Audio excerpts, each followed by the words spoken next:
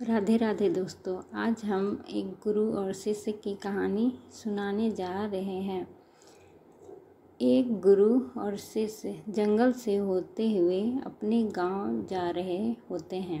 अंधेरा काफ़ी हो चुका था। शिष्य ने अपने गुरु से कहा कि गुरुजी, काफ़ी रात हो चुकी है, अगर आप कहें तो आज की रात यहीं आसपास के किसी गांव में गुजार ले। गुरुजी ने अपना सर हिलाया और वो आसपास के गांव में एक छोटे से घर के पास जाकर रुके।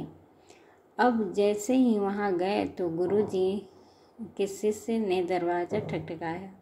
उस घर से एक गरीब आदमी बाहर आया तो गुरुजी ने बोला, हम अपने गांव जा रहे थे, लेकिन काफ़ी रात होने की वजह से हमने इसी गांव में रुकने का सोचा। क्या हम आज रात आपके यहाँ रुक सकते हैं?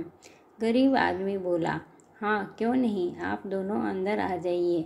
अब जैसे ही गुरुजी अंदर गए तो उन्होंने देखा कि उस आदमी के घर में बहुत ज़्यादा गरीबी थी। गुरुजी ने उससे पूछा कि आप काम क्या करते हो? वह गरीब आदमी बोला कि मेरे पास बहुत सारी ज़मीन है। तो गुरुजी ने बोला, अगर तुम्हारे पास बहुत सारी ज़मीन है तो इस तरह से क्यों रह रहे हो? वह आदमी बोला, यह किसी काम की नहीं है।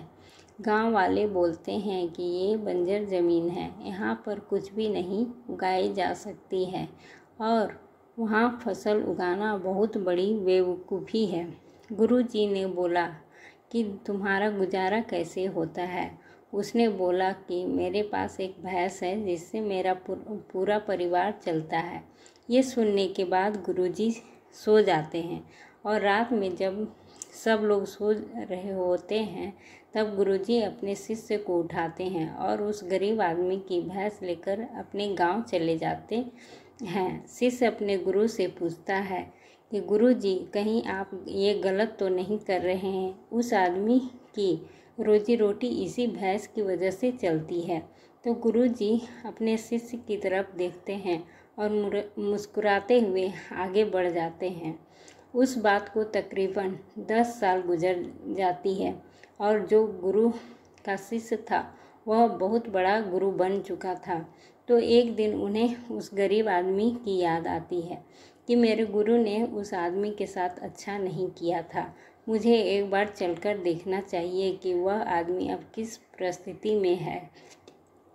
वह शिष्य उस गांव की तरफ जाता है और वहां जैसे ही पहुंचता है तो वह देखता है कि जहां पर उस गरीब आदमी का झोपड़ा था वहां पर एक बड़ा ही आलीशान महल बन चुका था और उस झोपड़ी के बाहर जो बंजर ज़मीन थी उस पर फल और फूलों के बगीचे थे।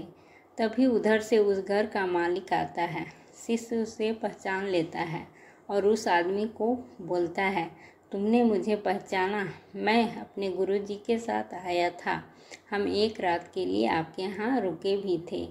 वह आदमी उसे पहचान लेता है और बोलता है कि उस रात में आप कहाँ चले गए थे?